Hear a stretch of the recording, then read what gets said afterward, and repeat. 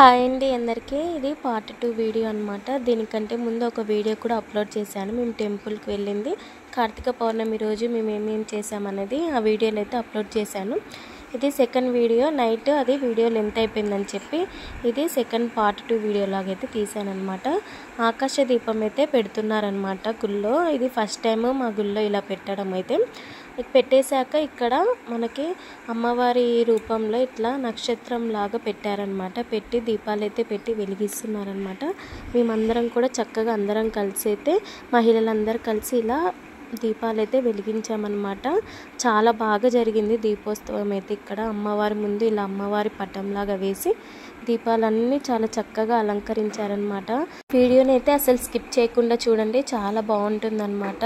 దీపాలన్నీ వెలిగించేసి అమ్మవారికి ప్రత్యేక పూజలు అయితే చేశారనమాట. తప్పకుండా చూడండి, ఎక్కడ స్కిప్ చేయొద్దు. చాలా అందంగా చాలా డెకరేట్ చేసి మొత్తం ప్రత్యేక పూజలు అయితే చేశారు. అమ్మవారికి, శివుడికి, అన్ని దేవతలకైతే చేశారన్నమాట.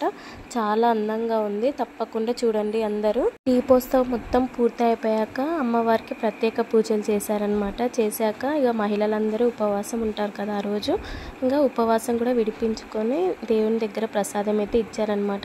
ఆ ప్రసాదాన్ని స్వీకరించి అందరూ ఎవరి ఇంటికి వాళ్ళైతే వెళ్ళిపోయారనమాట.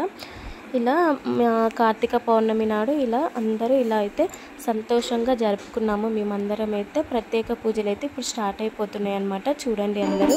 నా వీడియో కనుక ఫస్ట్ టైం చూసిన వాళ్ళైతే లైక్ చేయండి, షేర్ చేయండి, సబ్స్క్రైబ్ చేయడం మర్చిపోకండి. ప్లీజ్ సపోర్ట్ చేయండి. Thank you.